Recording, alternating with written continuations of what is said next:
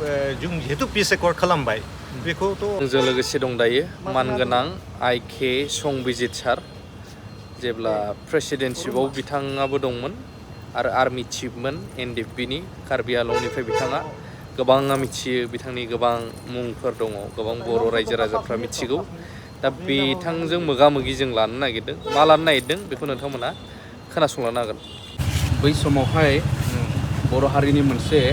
हानजाखौ दैदेननानै फैनानै दाथ' बै हानजाया एकर्ड खालामबाय दा एकर्ड खालामनानै दा जि थासारियाव दं बे थासारिखौ नोंथाङा माबायदि मोनो नोंथांनि फिलिंसजों माबायदि नुहुरो बर्थमान जोंनि BTR हालाम बा BTC बे काउन्सिलखौहाय ओरैनो भारत सरकार आरो आसाम सरकारखौ आं बाख्नायो मानो होनोब्ला जों बर' बायदि बा कार्बि बायदि फिसा फिसा हारिजों बिसोरो एकर्ड खालामदों एकर्डआथ' ओरैनोथ'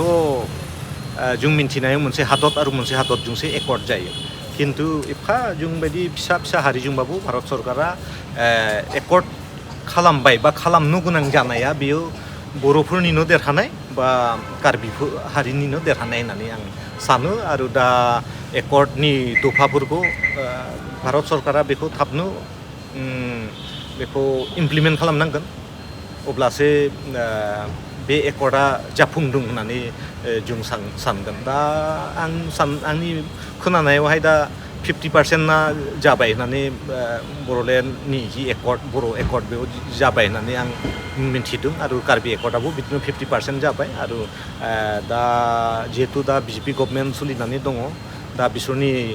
माबानि गेजेरावनो बेखौ फोजोबनांगौ बेखौ आं जिहेतु गावसोर जों एकर्ड खालामदों बेनिखायनो गावसोरनि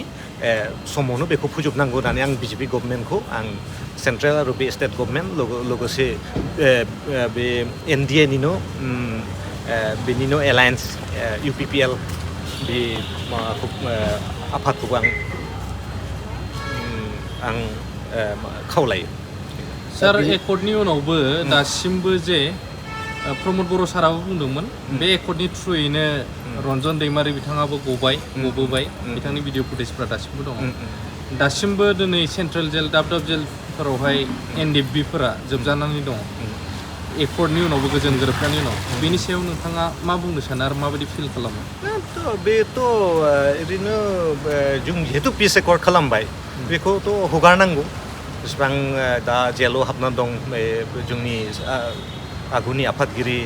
D.R. नाब्ला सारखौ लानानै गासैखौ हगारनांगौ बेबायदिनो भारतआबो मोनसे समावहाय उदांस्रि सोमावसारदोंमोन बे समाव माबा बेफोरबायदि जेल जानांदोंमोन बिसोरबो गोबां हाजार मानसिया जेल जादोंमोन खिन्थु सावरायनायनि गेजेरजों बिसोरखौ हगारजोबनाय जादों आरो महात्मा गान्धीखौ लानानै गासैखौबो हगारजोबनाय जादों आरो बे हिसाबै जोंखौबो हगारनांगौ जिहेतु पिस एकर्ड खालामबाय होमबालाय जुदि जोंखौ जेलाव दोनबाय थायोब्लाथ' पिस एकर्डनि जेबो मिनिंआनो गैया बेयाव माबा गुजुन सावरायनायनि खुनु मिनिं गैया आरो आंनि बादिबा बेनिखायनो थाबनो हगारनांगौ बांद्राय बेफोरबायदि माबा मोनसे गभर्नमेन्टनि रेड टेप होनो जायखौ ना माबा बे